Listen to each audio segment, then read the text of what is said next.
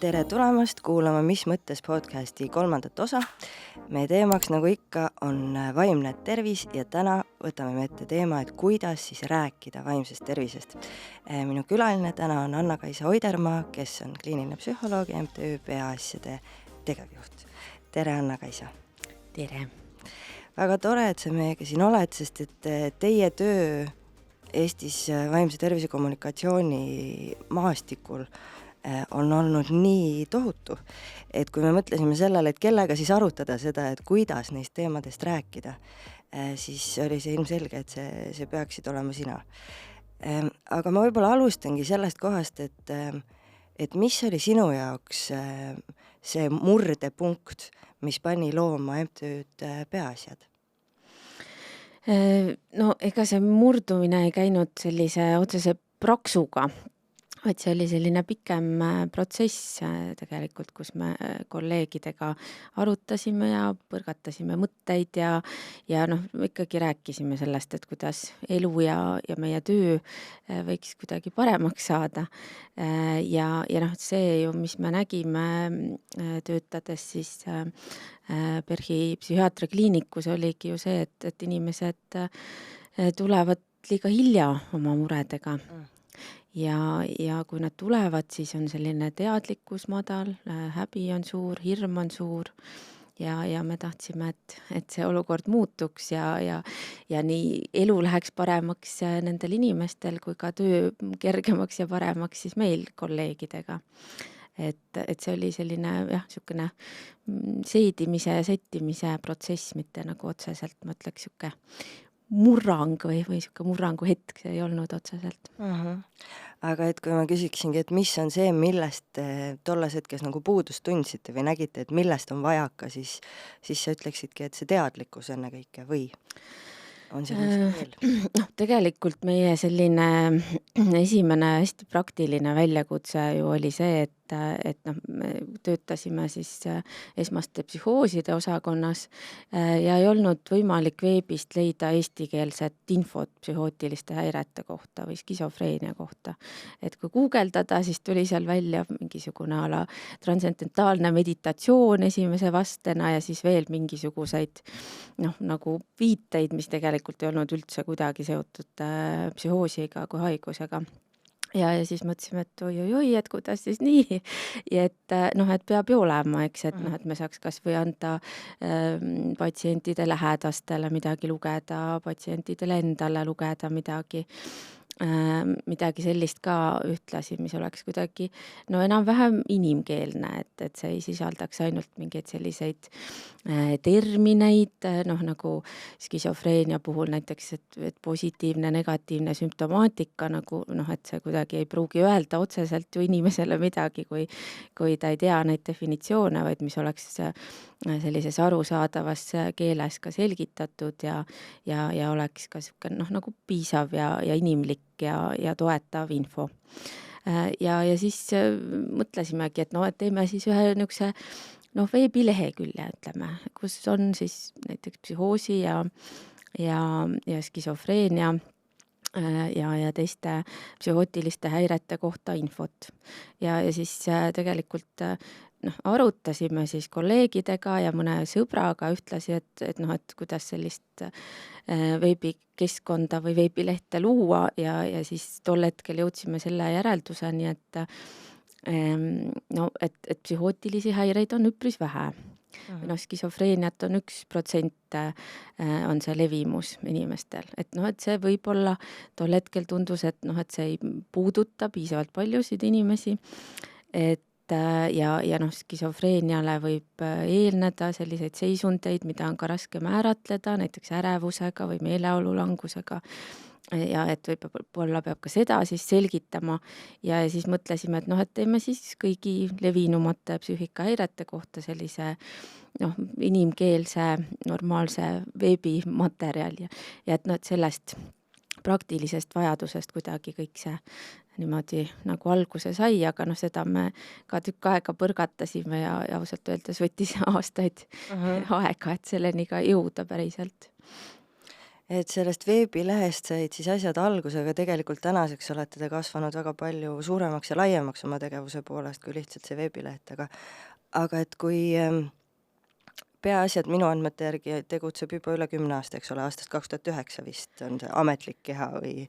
Jah, et me enam-vähem nii? enam-vähem oleme niimoodi, eks ole, 14 praegu, aga me Mhm. jah, selle esimese veebilehekülje peaasi.ee avasime siis 2012. Aga nende aastate jooksul, mis see muutus on, mida sa oled märganud võrreldes siis selle stardipunktiga, kus teie missioon alguse sai? Sest nagu sa tegelikult praegu juba mainid, et tundub, et ka suur osa sellest sõnavarast, millega me räägime, kuidas me räägime, on tegelikult teil tulnud töö käigus luua. Et kui suur muutus see on praegu võrreldes selle 14 aasta taguse ajaga, mida sina näed? No see muutus on päris suur ja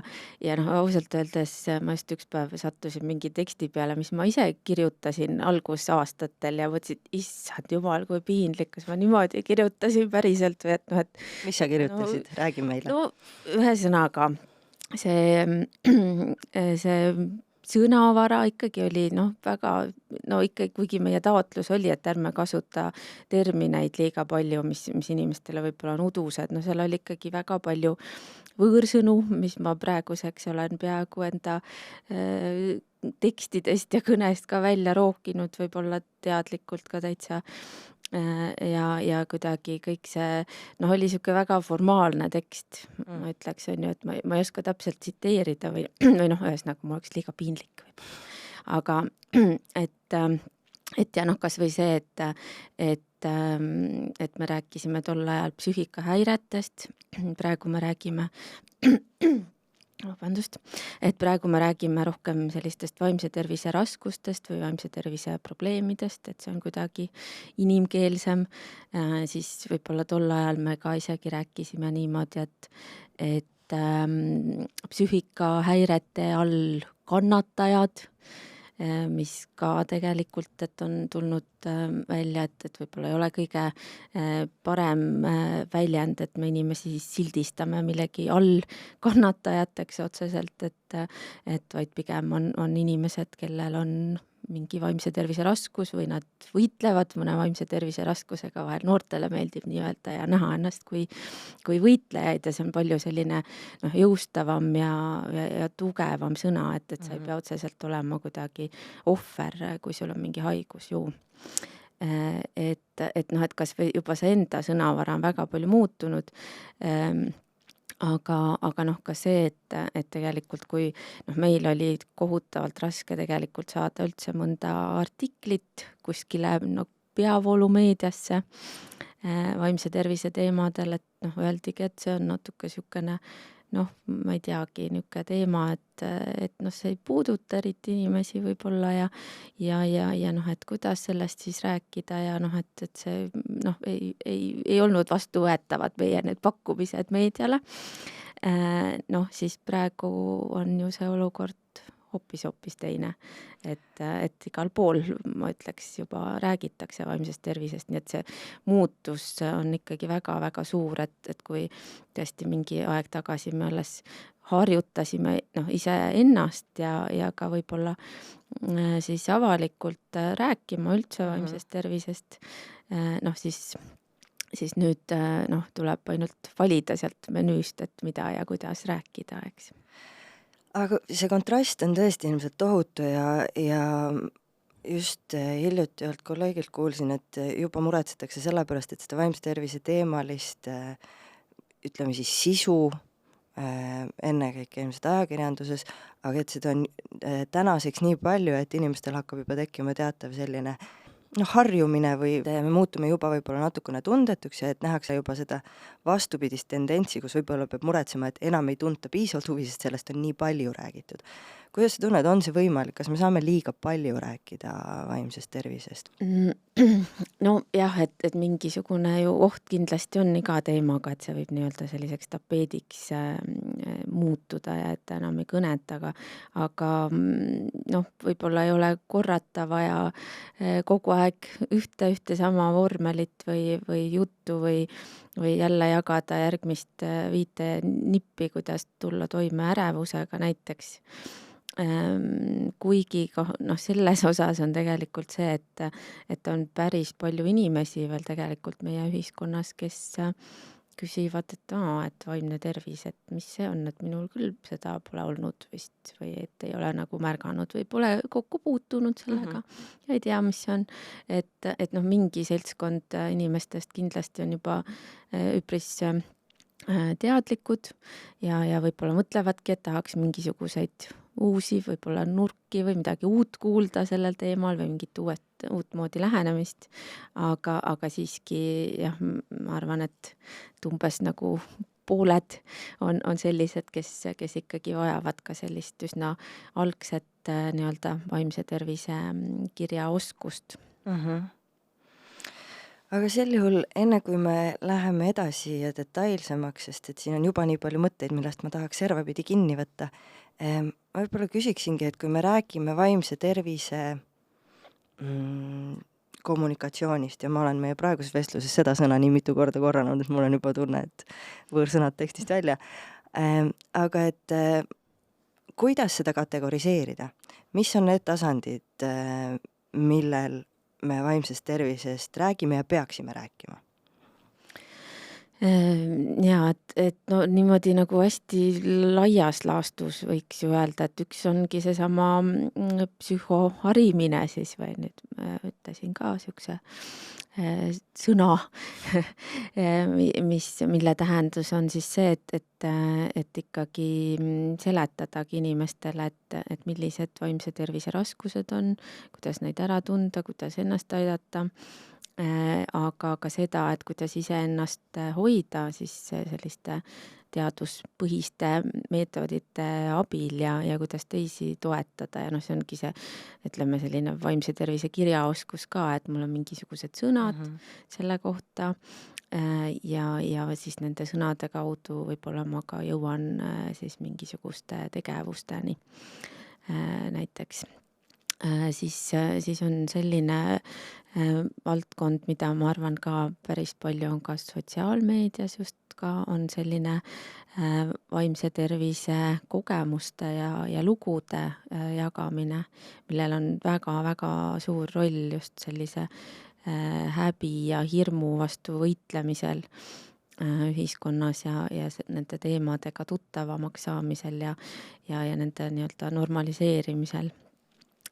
Ja see kuidagi ka loomulikult tõstab seda kirjaoskust, kui saab teiste inimeste kogemusi teada, aga see tekitab ikkagi seda tunnet, et meil kõigil võib olla neid raskusi ja et see, et kui sul on need raskused, et siis see ei tähenda, et sa oled nii väga-väga teistmoodi inimene, vaid sa oled täiesti tavaline inimene tegelikult on ju. Ja see on olnud väga-väga oluline, et nii tuntud inimesed kui ka mitte nii tuntud inimesed on olnud niivõrd vaprad, et nad on jaganud enda lugu, sest et sellega ikkagi inimene võib muuta ennast päris haavatavaks tegelikult, sest kunagi ei tea, mida öeldakse ja arvatakse selle kohta, kui sa räägid oma kogemustest. Ja siis võib-olla kolmas kommunikatsiooni tüüp on siis võib-olla selline analüütilisem või selline, mis tegeleb selliste ühiskondlike protsessidega ja võib-olla vajadustega ja teenuste vajaduste kirjeldamistega ja võib-olla nende üldiste ühiskonnas toimuvate nähtuste kirjeldamise ja selgitamisega ja lahti arutamisega ja kuidagi ka poliitikate võib-olla otsapidi mõjutamisega. Kui palju nendes 3 erinevas liigis see meie sõnavara või lähenemine nagu erineb? Kas nad kõik alluvad mingile sarnasele narratiivile, sarnasele lähenemisele või nõuab iga suund mingisugust täiesti erinevat spetsiifikat? Ma ütleks, et nad ikkagi on ju mõnevõrra erinevad, et noh, näiteks seesama kogemuste jagamise teema, et seal ikkagi ju iga inimene valib enda sõnad ja valib selle, et kuidas ja kui palju ja näiteks ka, mis vormis ta jagab oma kogemust näiteks. Noh, mis puudutab seda sellist harimise poolt või teadlikkuse kasvatamist, noh, seal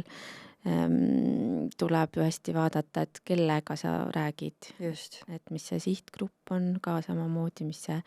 see kanal on nii-öelda. Et sellest juba tulevad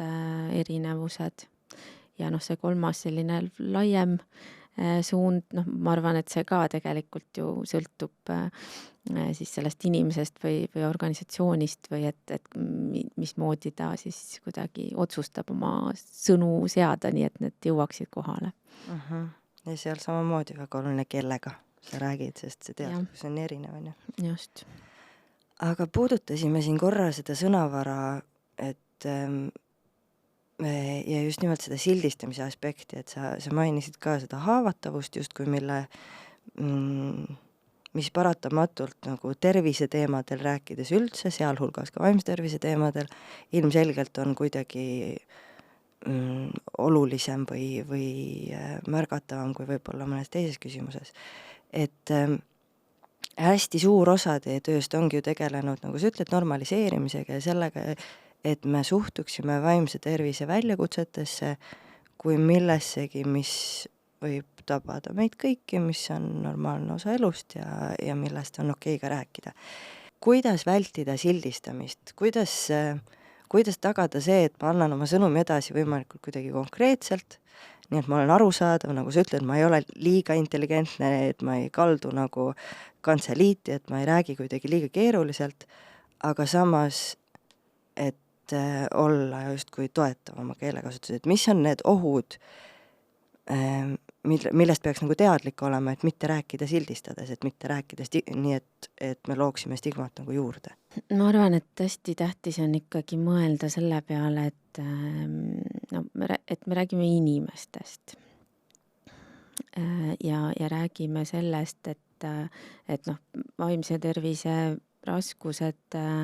noh, nad ei pruugi olla otseselt ka inimese identiteedi osa, nad kindlasti ei võrdu selle inimesega ja tema eksistentsiga,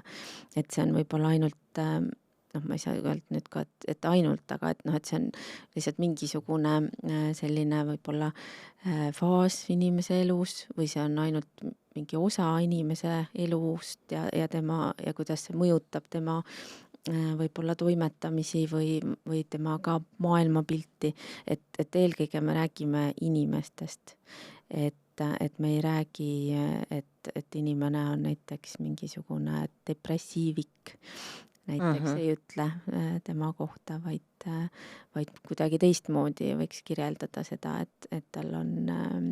depressioon, nii kogemus näiteks elus. Et see just, et mõelda inimeste peale, see on, ma arvan, kõige tähtsam. Ja noh, hästi ka oluline on just tegelikult olla kursis sellega, et mis need inimesed ise on öelnud, kuidas nad soovivad, et nende kohta öeldakse.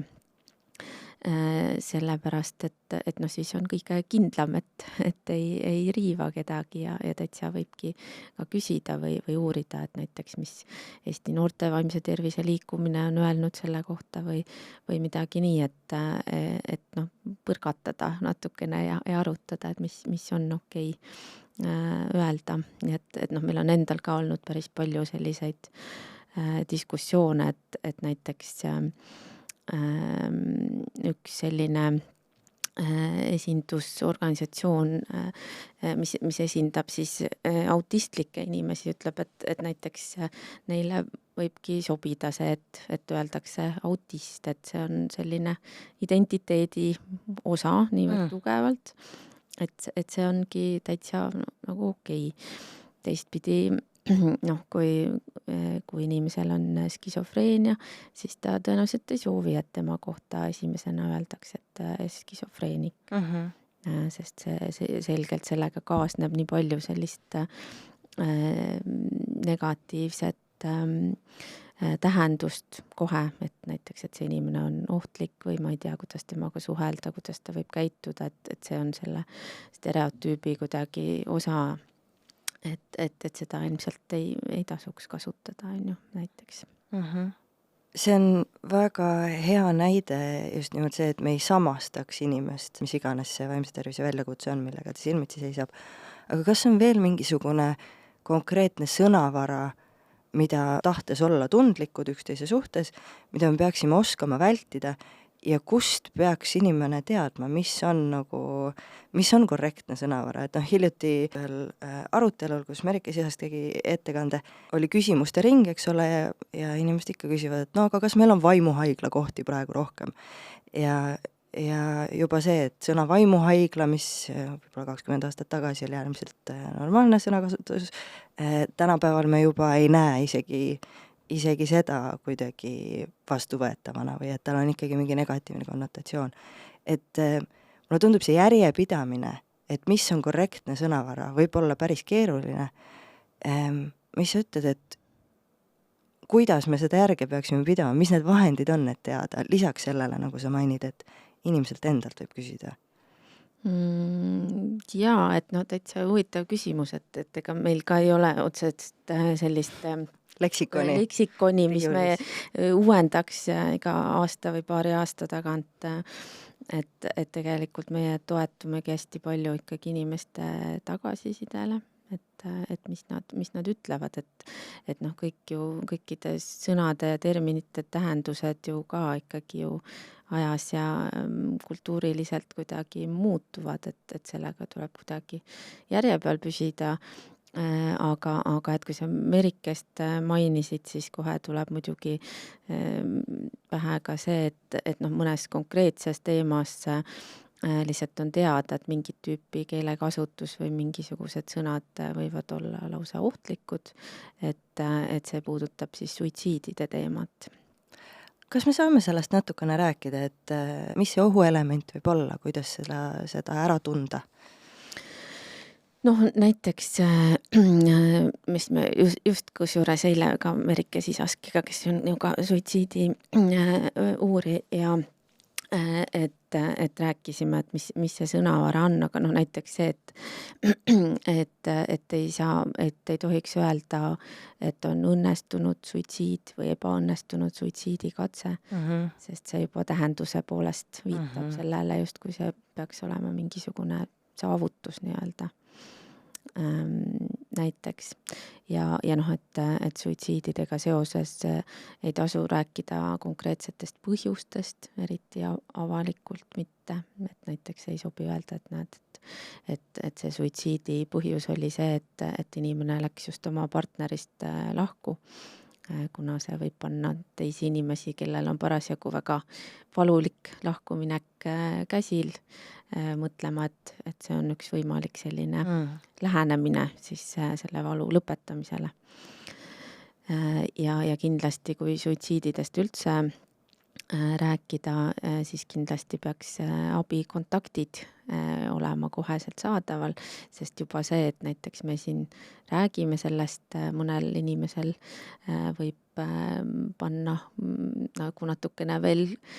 äratada neid mõtteid. Aga paneme siis selle kommentaari kohe siia, et kuhu pöörduda tuleks? Jaa, et näiteks võib helistada siis telefonil 116 123 või laste puhul siis 116 111 ja erakorraline abi on ka alati kättesaadav psühhiaatriakliinikutes ja perearsti poole tasub samuti pöörduda. Et see on selline nii-öelda rusikareegel, kui me räägime vaimsest tervisest, räägime suitsiididest just nimelt, et siis isegi kui kuskil jutu sees mainida, et selline surmapõhjus on olemas, et siis tegelikult on selline turvaline ikkagi alati sinna lisada need kontaktid igaks juhuks. Et on teemasid, millesse tuleb tõesti suhtuda äärmise tõsidusega ja millest ei olegi kohane nagu mööda minnes rääkida, sest et juba see iseenesest võib mõjuda kellelegi kahjustavalt, vaatamata sellele, et see sõnum ise seal sees ei ole justkui negatiivne. Just. Ja mis seda teemat veel puudutab, et siis sellistest suitsiidi tegemise vahenditest ka ei ole sobilik üldse rääkida ega neid ka pildis loomulikult kujutada, et selliseid möödapanekuid natukene on vahel olnud meedias just selle vahendite illustreerimisega. Jah, et mis pildi sa paned sinna juurde, see on alati küsimus, et mis see visuaal ja mis see katteplaan siis on ja siis vahel on väga head lood kahjuks pöördunud päris kehvadeks just selle tõttu, et see visuaalne pool on olnud sobimatu. Kas sa saad siin tuua näite, et mis see reaktsioon on, mis võib tekkida? No siis kohe inimese peas võib tekkida selline seos, et ükskõik siis millist suitsiidi tegemise viisi seal pildil või videopildis kujutatakse, et vot, et selle siis ma ka näiteks endale valin. Et see tõenäoliselt siis võib toimida. Aga kui me suitsiidi kui teema juurde jõudsime, siis ma võib-olla kasutaks võimalust küsida ka selle kohta, et nagu sa mainisid, üks oluline aspekt on kogemuste jagamine. Ja kui me üldiselt,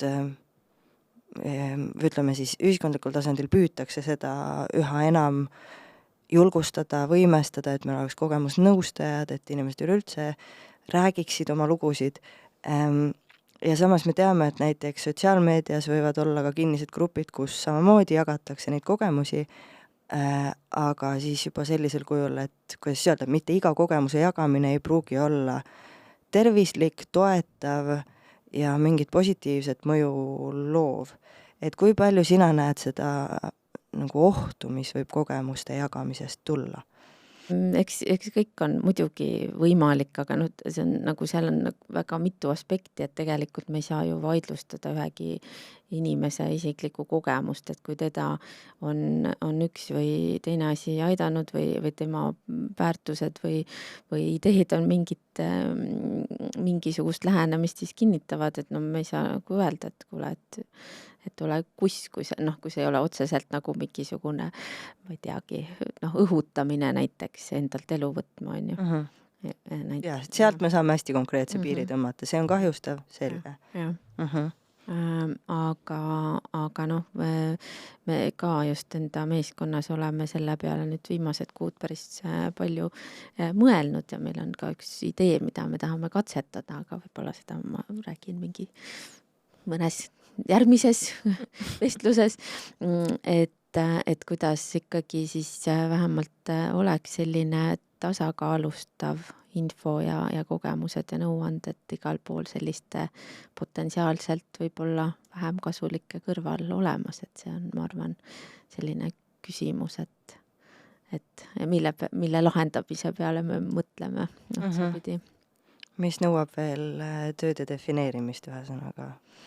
Jah, et ma olen täiesti veendunud selles, et igasuguseid mõtteid ja kogemusi ja lugusid peabki maailmas olemas olema ja neid peabki ka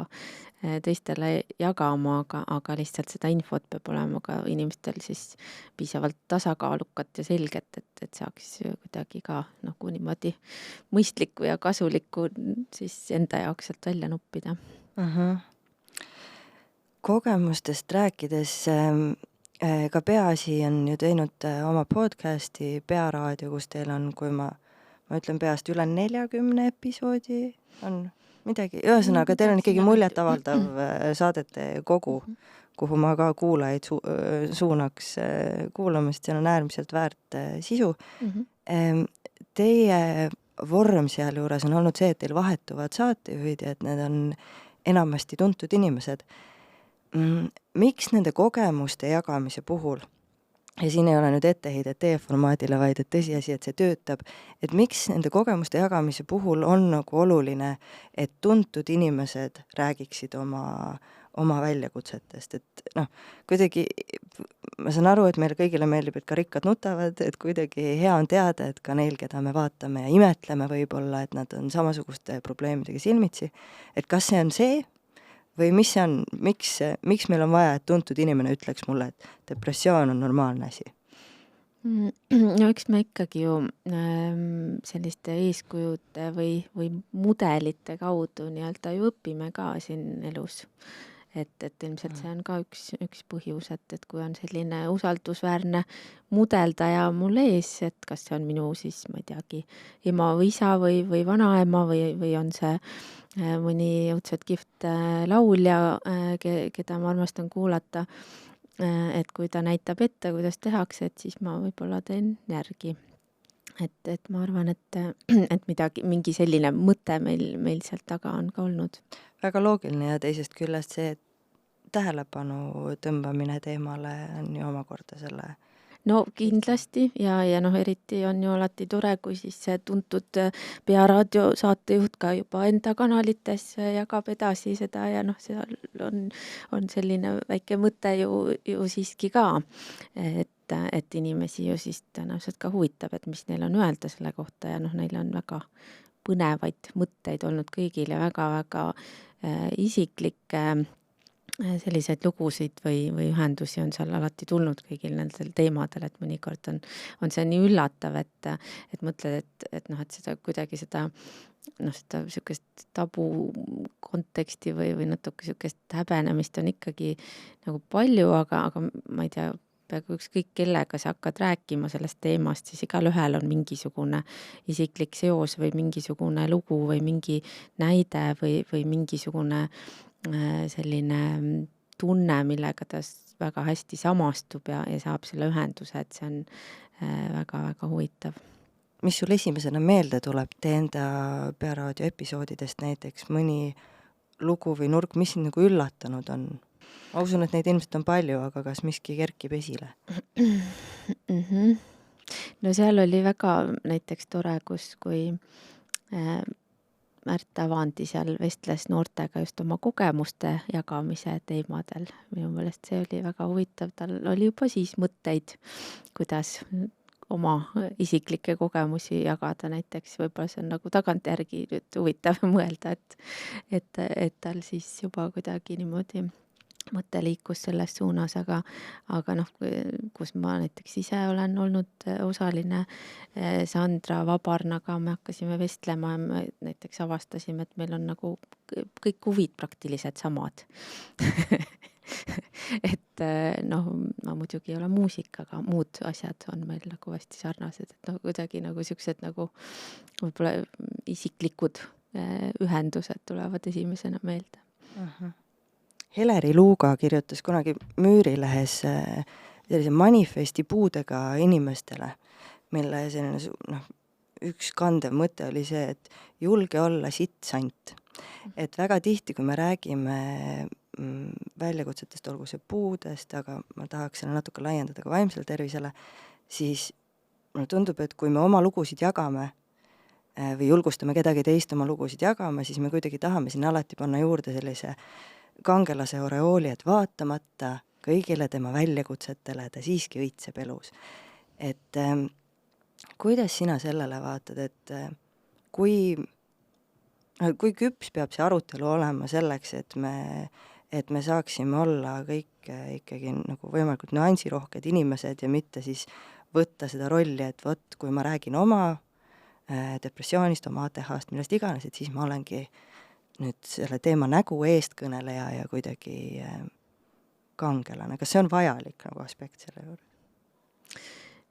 No vot, see on ka jube huvitav teema, et noh, neid kangelasi meil on ka ju justkui nagu vaja, kelle peale vaadata ja kellest inspiratsiooni saada ja kelle moodi võiks proovida siis olla. Et see selline kangelase lugu ju kindlasti võibki olla üks selline haigusega või haigestumisega toimetuleku lugu ja inimesed ka võivad tunda ennast päris nagu ägeda ja võimsana, kui nad on näiteks depressioonist võitu saanud. Ja seda võibki ju ka kuidagi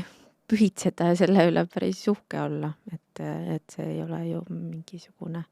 niisama jalutuskäik. Et aga no ilmselt meil neid kangelasi on vaja, kuigi muidugi kangelastega me vahel tahame ju ka nii teha, et nad sealt pjedestaalilt jälle maha tõmmata, et see on nagu, ma arvan, nende inimeste jaoks enda see selline riski tunnetamise koht natukene, et mis siis edasi saab, kui sa kangelaseks oled saanud, et kas sa siis hakkad tavainimeseks või uus kangelastegu või on oht kurjamiks muutuda, et selles mõttes see tavainimene nagu nii-öelda olla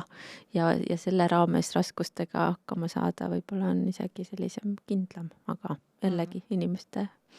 valik kuidagi mingis mõttes, ma arvan. Jah, aga samas väga mõistlik mõte, et see kangelase teekond ja see narratiiv võib-olla ongi üks oluline element või võimalik tööriist selleks, et ka vaimse tervise väljakutsetega nagu suhestuda. Milliseid vaimse tervise alaseid eesmärke nagu kommunikatsiooniga saavutada annab ja mida ei anna? Mis on need teemad, mis kuidagi paranevad läbi selle, et me neist räägime ja mis on see koht, kus rääkimisest ja rääkimisega jäävad käed nagu lühikeseks? No ma ütleks, et praegu, mis me näeme ju ikkagi on see, et vaimse tervise teadlikkus on juba päris niisugusel enam-vähem okeil tasemel, aga igal juhul praegu ei ole ju jõudnud selleni, et samaväärne hulk inimesi ka teadlikult ja niimoodi ka teaduspõhiselt teeks midagi enda vaimse tervise heaks. Ehk siis tegelikult saab ju mõjutada teadmiste kasvu kindlasti, kui õigesti rääkida, siis tõenäoliselt ka hoiakuid, on ju, aga see, et see jõuaks sinna käitumisse, et see on juba järgmine samm, mille osas on kindlasti meil päris palju arenguruumi veel ühiskonnas. Kui me räägime käitumise muutmisest näiteks, siis tuleb kohe esimese asjana meelde peaasjade vaimse tervise vitamiinide kampaania näiteks. Kui palju selliste kampaaniate puhul just vaimse tervise valdkonnas peab arvestama seda sihtgruppi, et näiteks, et kas vaimsest tervisest on võimalik rääkida nagu, ma ei tea, liiga intelligentselt, nii et ühest küljest kõik on hästi korrektne, sõnavara ei riiva kedagi, ei haava kedagi, aga teisest küljest mina inimesena võib-olla ei tunne enam oma probleemi ära, et ma ei saa aru, et see jutt käib võib-olla minust või et kui me vaatame, ma ei tea, sotsiaalmajanduslikult kehvemal järjel olevatel inimestel paratamatult on suurem tõenäosus vaimse tervise väljakutsetega nagu kokku puutuda, et kuidas näiteks vaimse tervise vitamiinide kampaania neid kõnetab? Jaa, no nende vitamiinidega, et kuidas me üldse selleni jõudsime, see on niisugune võib-olla pikk lugu, mis algab sellest, et meil on üks hästi tore Islandi partner, kellega me arutasime siis et mis nemad teevad ja mis meie teeme ja mis nad vahvad seal on välja mõelnud ja siis tegelikult see vitamiini nimetus tuligi nende poolt, et neil on samamoodi seal varakevadel väga pime ja niisugune kehva olla ja et vitamiine on vaja ja et siis näiteks vaimse tervise vitamiine võtta võiks. Ja neil oli juba kihvtilt seal tehtud niimoodi, et igal päeval siis veebruarikuus siis kogu Islandi rahvastik tegi mingit konkreetset asja koos, et mingil päeval näiteks olid kõik avatud siis need kuumaveeallikad inimestele tasuta ja ujulad, et ujumispäev ja siis ühel päeval nad siis rahvustelevisioonis kõik peaministrid ja politseinikud, täiesti kodutud inimesed tantsisid koos, oli niisugune tantsupäev ja meil jõudsalt see inspireeris, mõtlesin nii, meil on ka Eestis vaja vitamiine, aga me kuidagi siis jõudsime enda mõtetega sinna, et katsuks lihtsalt ära sõnastada vitamiinidena selle, et mis need põhiasjad on, mis me teha saame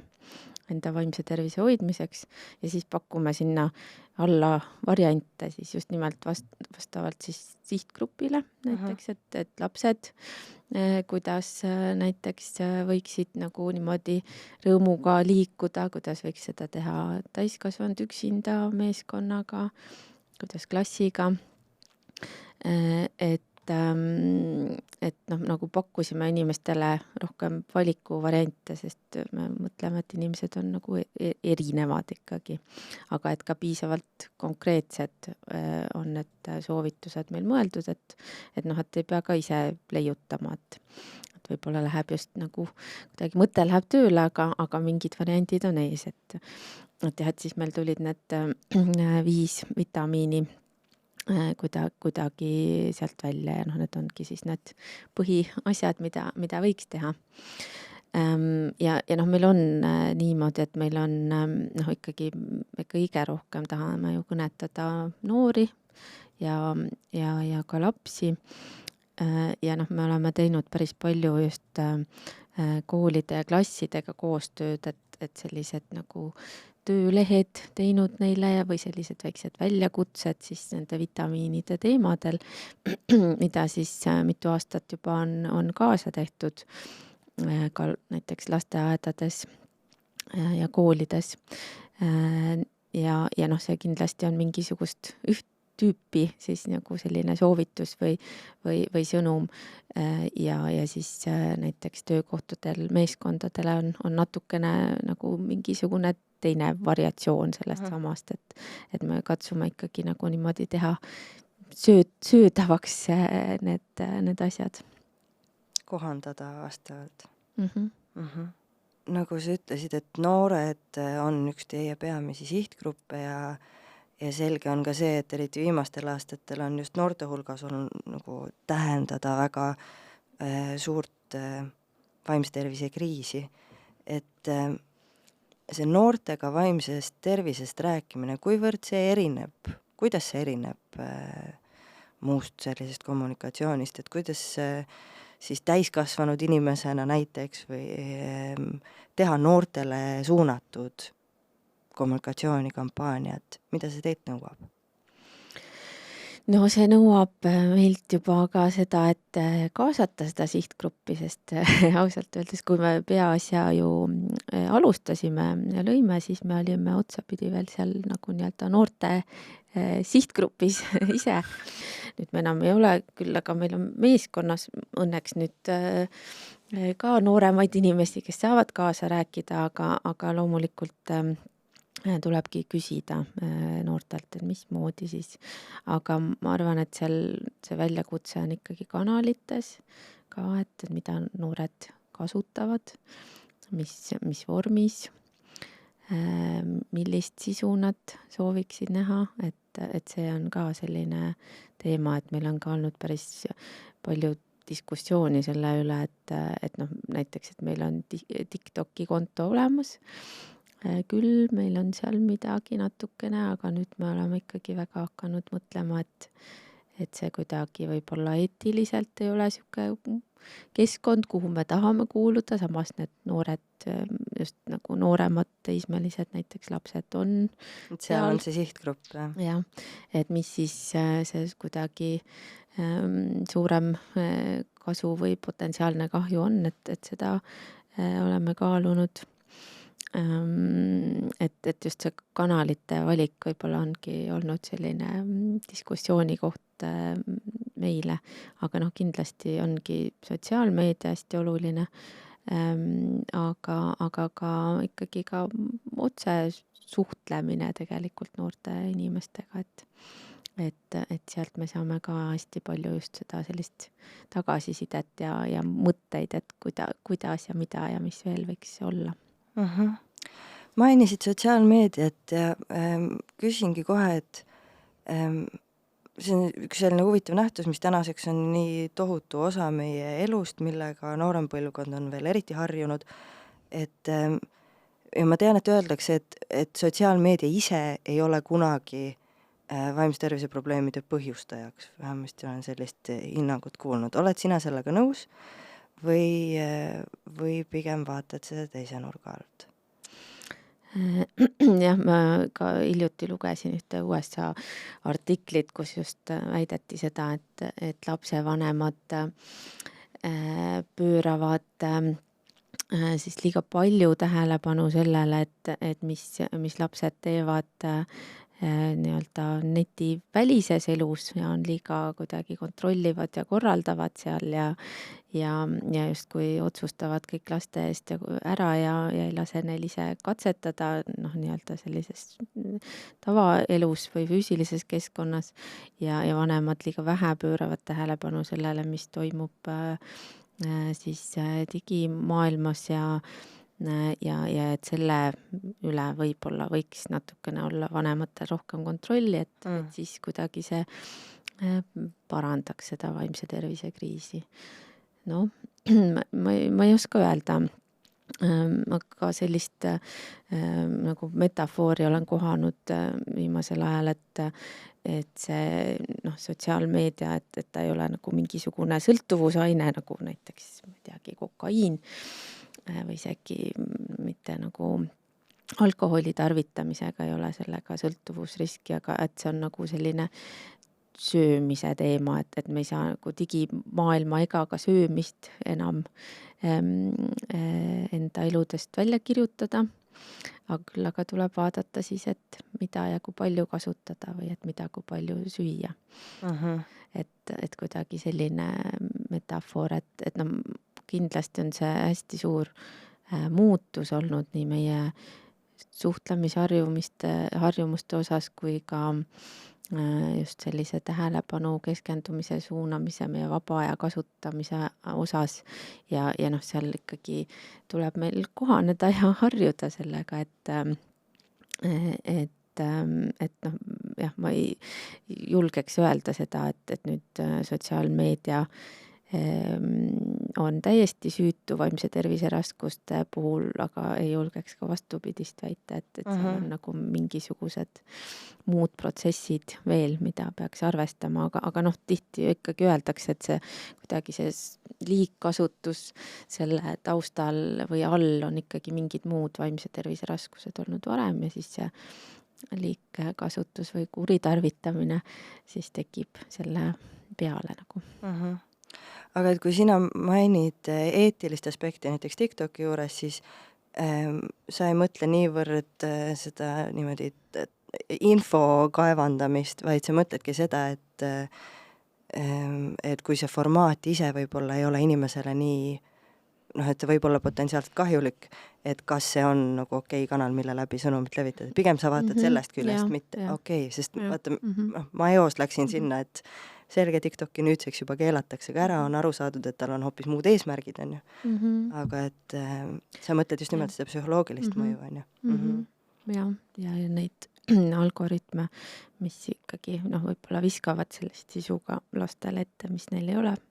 kõige vajalikum. Aga jah, et kuidagi tuleb meil ju kohaneda selle maailmaga ja on täiesti ju võimatu mõelda, et me noored inimesed või ka lapsed täiesti välja lülitame sellest digimaailmast, sest see on vajalik ju oskusena ka igal juhul päris kindlasti, on ju. Aga kui palju näed sa praeguses Eesti ühiskonnas seda põlvkondlikku erinevust, et kui teadlikud ollakse vaimsest tervisest, vaimsest heaolust ja nendest väljakutsetest, kas on see tõsi, see on selline tunnetuslik hinnang siin lihtsalt, aga et noorem põlvkond on metsikult teadlikum, eneseteadlikum,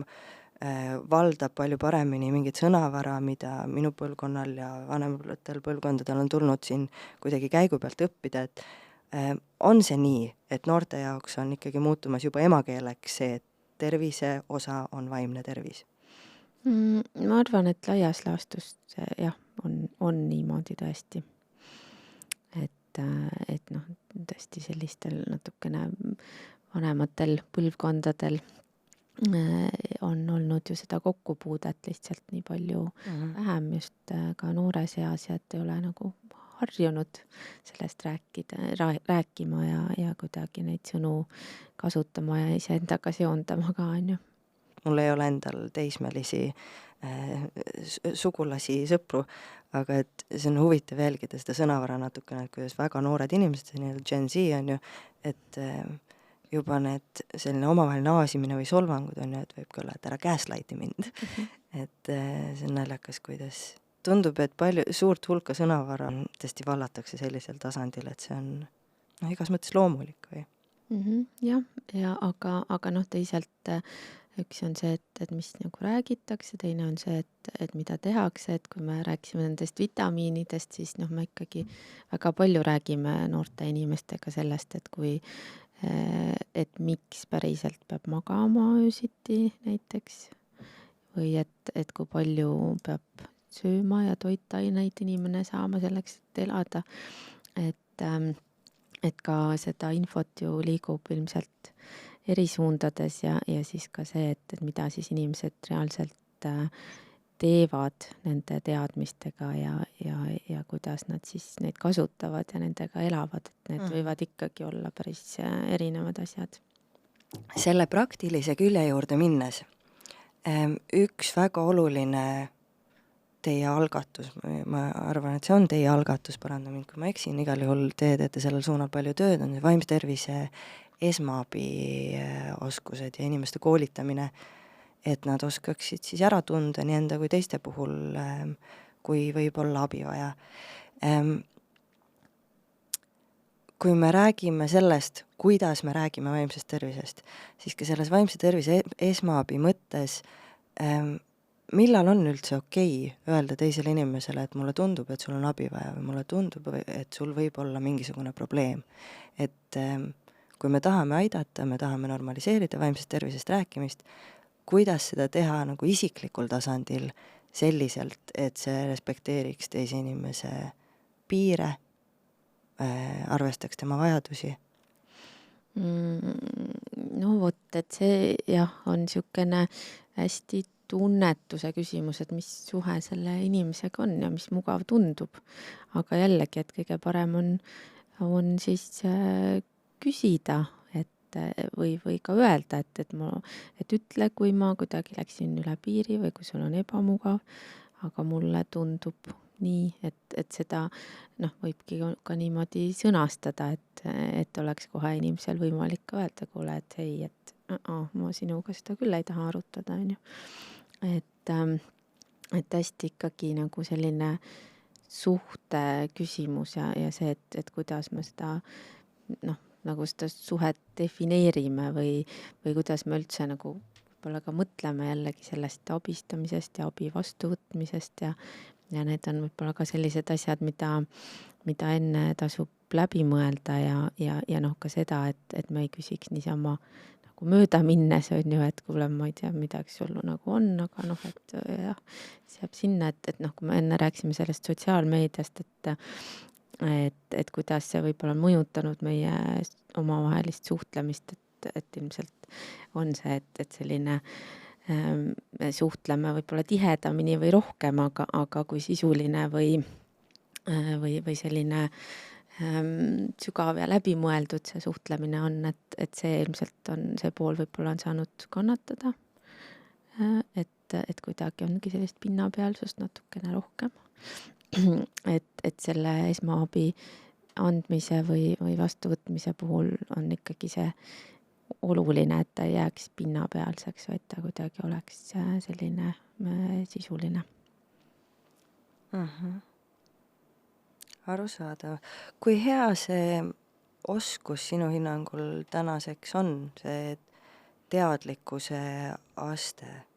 Et nagu sa ütlesid, muutus võrreldes 10 aasta tagusega on tohutu, aga ma ei tea, millal on MTÜ Peaasjade töö tehtud näiteks? Näed sa seda juhtumas? No sellest me unistamegi ainult, et võiks nagu pillid kotti pakkida. Aga kui vaadata näiteks mingite Põhjamaade peale, et kuidas seal asjad toimuvad ja toimivad, neil ka ei ole töö otsa saanud, aga meie oleme neist võib-olla 10 aastat maas, on ju, et siis kui niimoodi vaadata tulevikku, et me kuidagi järgi tõmbame kiirelt, isegi nagu me tublid oleme, kindlasti 5 aastaga teeme 10 aasta töö ära. Noh, siis ikkagi selle ajaga kindlasti ilmselt ei saa töö otsa. Aga noh, see vaimse tervise esmaabi pakkumise nagu selline teoreetiline valmidus on väga paljudel inimestel olemas. Et kes ikkagi ütlevad, et ma hea meelega aitan ja toetan. Aga mis me näeme, ongi see, et vahel neid oskusi on natukene vajaka või siis on vajaka sellisest julgusest. Et just see, et kuidas ma mõtlen sellest, et kas see on minu asi minna ja küsida kellegi käest midagi. Või et võib-olla see on liiga isiklik teema ja et ma võib-olla nagu kuidagi teen asjad hullemaks ja haavan teist, kui ma üldse nagu kuidagi osutan sellele, et ma olen märganud, et teisel ei ole hästi. Et just neid oskusi ja seda julgust, et seda nüüd ongi kuidagi vaja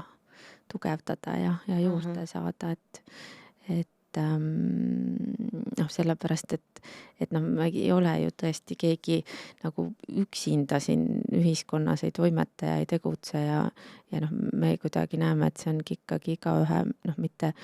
isegi, et kas see on minu asi, vaid et tegelikult see ongi igaühe natuke ka vastutus ikkagi teisi toetada, sest et võib-olla järgmine hetk me vajame ise seda tuge ja siis meil on vaja, et ikkagi oleks selline võrgustik meie ümber või selline kaitsevõrk, mis meid kinni püüaks, et me ei jääks üksinda, sest et võime küll mõelda, et me oleme väga siuksed individualistlikud ja kõigega saame ise hakkama, aga inimesed päriselt vajavad ühenduses olemist ja omavahelisi suhteid ja nad vajavad, et oleks keegi, kes kinni püüab, kui sa hakkad kukkuma kuskile. Et see on päris vajadus, nagu seesama söömine või magamine, et see ei ole mingisugune meie siukene heaoluühiskonna väljamõeldis, et see on päris bioloogiline vajadus ka, on ju. Absoluutselt. Et mulle tundub, et sa tegelikult räägid nagu vaimse tervise kultuuri loomisest mingisugusel kujul, on ju, et mulle lihtsalt seostus kohe lein selle teema või mõttekäiguga, mis on ilmselt enamiku inimeste jaoks kuidagi tuttav ja äratuntav, et lein tundub ka olevat meie tänases ühiskonnas üks selline protsess, mille jaoks meil puudub nagu protokoll või ma nüüd üldistan julmalt, on ju, aga ma olen paljud inimesed on ennast leidnud olukorras, kus kas nad on kellegi kaotanud või keegi neil oluline on kellegi kaotanud ja sellest ei osata rääkida ja see tihtilugu lõpeb nagu isolatsiooniga just nimelt sellepärast, et me ei tahtnud segada, ma mõtlesin, sul on raske aeg ja nii edasi ja tegelikult justkui mingid vanad kombestikud, kus oli tavaks tulla koos istuma, tuua süüa, lihtsalt olla koos näiteks, et me ei kanna enam neid oskusi või sellist kultuuri kuidagi kaasas ja tihtilugu me lõpetamegi nende kannatustega nagu kuidagi isoleerituna, kui tegelikult läbi selle ühenduse võiks need protsessid olla nii palju nagu toetatumad. Et mulle tundub, et leina puhul on see minu jaoks olnud kuidagi hästi selgelt jälgitav ja tegelikult vaimse tervise puhul me võime rääkida mingist sarnasest mõttekäigust, et kas me suudame luua endale kultuuri, kus sellest rääkimine, jagamine, üksteise toetamine on tavapraktika ja me tunneme ennast selles kõiges nagu mugavalt, me näeme seda elu osana või... Jah, et eks me ka tõesti on see natukene selline mõtteviis või maailmapilt ka ju tegelikult, millest me ju lähtume, aga et konkreetselt sel leina puhul või ka üldse, kui on raske, ükskõik mis raskus elus on, ikkagi meil on vaja, et meil oleks keegi ja meil on vaja kuidagi, et keegi ka oleks selle raskuse tunnistajaks mingis mõttes ja kuidagi oleks ka ideaaljuhul võimeline korraks võib-olla jagama seda tunnet või kuidagi proovima sellest aru saada. Et jah, see ongi raske ja ongi võib-olla väga kurb või võibki tunda sellist ahastust või meeleheidet ja kui sellel ikkagi on see teine keegi, kes seda kuidagi tunnistab ja mõistab ja võtabki nagu päris tõsiselt, et jah, see ongi see olukord praegu. Et sellel juba iseenesest võib olla selline nagu mingis mõttes nagu hoidev või tervendav. no just, et tervendav või terapeutiline tõesti niisugune toime. Et sa ei ole üksi selles olukorras. Et see on nii oluline ja ma arvan, et see ongi selline elu hoidev strateegia ka, et kuidagi teistega olla koos, kui neil on raske, kuigi see on jumala raske, sest ega ise ei taha ka neid raskeid tundeid ju nii palju ja vahel ei jaksagi, on ju. Aga jällegi, et see võib ikkagi nagu panna inimest tahtma ikkagi elada ja edasi elada ja et kuidagi sellist ühenduse, läheduse tunnet kogeda, see on tähtis. Ja tegelikult sind kuulates ma mõistan, et see vastus mu küsimusele on ka see, et tegelikult me ei saa, kui me tahame suhelda vaimse tervise teemadel tundlikult ja arvestavalt, siis me ei saa teha suuri üldistusi ja mina tegelikult ei saa sinult küsida, mis on sõnavara, anna see, mida on okei öelda, vaid et tegelikult tundlikkus tähendabki tundlikkust vastavas olukorras, arvestades vastavat inimest ja et see on justkui see printsiip, mida me peaksime jälgima. Jah, et ma kuidagi ka igal pool seda muidugi, kus vähegi võimalik on, räägin, aga et ikkagi nagu rääkida omavahel ja küsida ja uurida ja ma arvan, et valdavalt, kui ikkagi huvi tunda teise vastu, siis inimesed on ka enamasti valmis jagama oma mõtteid ja kogemusi ja nii võib nii palju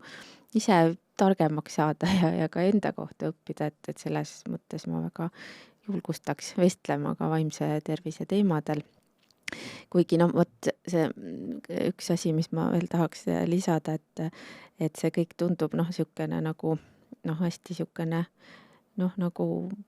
pehme teema ja niisugused humanistlikud väärtused ja umbes, ma ei tea, oleme lahked üksteise vastu ja kõigil niimoodi saab parem, mis on nagu tõsi. Vaidlustamatu tõsi, ma ütlen. Ühesõnaga, meie maailmavaade selline, eks, peaasjas,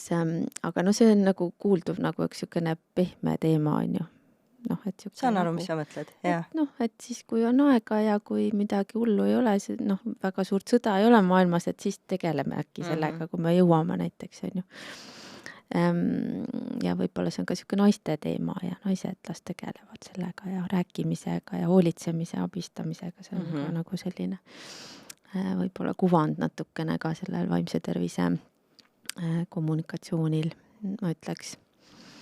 Selle kohta ma lihtsalt pean ära mainima, et feministeeriumis minu arust keegi kunagi pidas arvet, et kui üleüldse, kui räägitakse haigustest, et kui tihti meediaväljaannetes, et 95% juhtudest on alati terviseteemade juures naisterahva pilt. Sa ei näe kunagi meesterahva pilti, kui räägitakse haigusest. Selline. Et see on ka ilmselt niisugune nõrkus, naine olemine, pehmus, et me räägime sellest rääkimisest ja kõigest sellest, aga tegelikult on see ka nii oluline fakt aru saada, et sellel on ka tohutu ju majanduslik mõõde ja see on ka väga kõva raha sellega seotud, et see ei ole mingisugune naljaasi, kui meil umbes miljard eurot aastas kulub selleks, et vaimse tervise kahjusid lappida. Et vaata, mis selle rahaga muud võiks kõike teha, kui ei oleks vaja nii palju neid kulusid teha. Et sellel on tõesti väga suur mõjuga, mis on mõõdetav ja selles mõttes ka sellest nurgast tegelikult just selle avalikkuses peaks rohkem rääkima, et see aspekt võib-olla ka teadvustuks, et see ei ole nagu niisama jutustamine, vaid see tegelikult mõjutab ka nagu meie majandust ja kui mõelda tööl käivate inimeste suutlikkuse peale tegutseda, et siis ka selgelt ju kogu ühiskonna toimimist, et me ei räägi ainult sellest numbrist, mis kulub siis psühhiaatriakliiniku ülalpidamisele, vaid me räägime sellest, et see inimeste võimest käia tööl, maksta makse, kasvatada lapsi ja nii edasi, ehk siis kõigist neist aspektidest, kuidas me ühiskonnaellu panustame, on ju. No täpselt, et muidugi võib mõelda, et noh, et kõik on üldse vaimse tervisega seotud, mis me teeme, sest et igalühel on ju vaimne tervis, aga noh, isegi kui ei lähe nagunii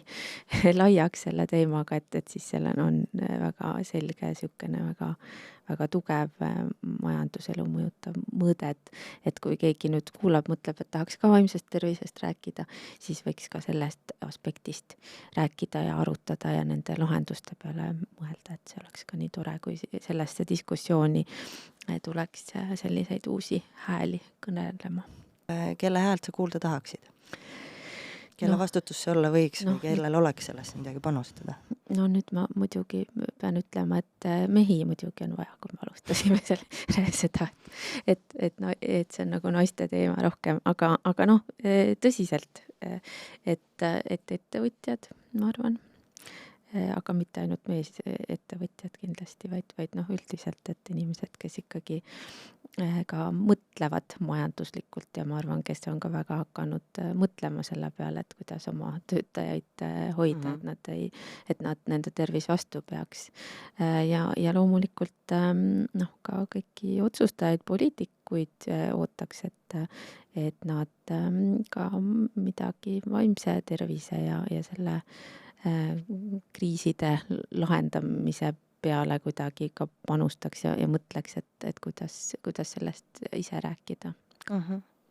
Ja noh, me viimases inimarengu aruandes on kõik need numbrid ja mõju SKT-le ilusasti olemas, nii et kui keegi kuulajatest tahab vaadata, et mis siis on vaimse tervise hind või psüühikahäirete hind rahaliselt, siis võib ka selle jälle kord ette võtta, et see on täis neid olulisi andmeid. Aga mina tänan, mina rohkem sult küsida ei oska või noh, oskaks, aga ma ei saa enam, sest ma pean su minema laskma.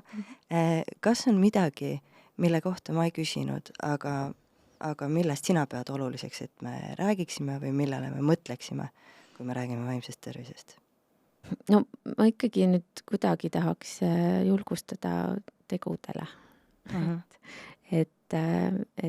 rääkima ja mõtestama peab ja vahepeal pausi pidama ja mõtlema järgi, mis ma olen teinud. Aga jah, et neid tegusid on meil ikkagi nüüd ka rohkem vaja, et võivad olla väga väiksed teod, 10 minutit päevas kas või ekstra linnulaulu kuulamist oleks juba päris hea tegu enda ja selle kaudu ka võib-olla kõigi teiste heaks. Super. Ma loodan, et sa ise ka jõuad ja taipad seda teha, tunned ära selle hetke, et seda teha. Suur aitäh, Anna-Kaisa, et sa tänast uudisse tulid ja neil teemadel rääkisid. Aitäh kõigile kuulajatele ja vaatajatele, kui teile tänane episood meeldis, te leidsite enda jaoks midagi huvitavat, siis vajutage seda nuppu, et mis mõttes podcasti jälgida, olge head, jagage seda, et ka teised inimesed saaksid Anna-Kaisa mõtteid kuulata. Aitäh teile kuulamast ja vaatamast ja juba järgmise korrani kohtume Mis mõttes podcastis.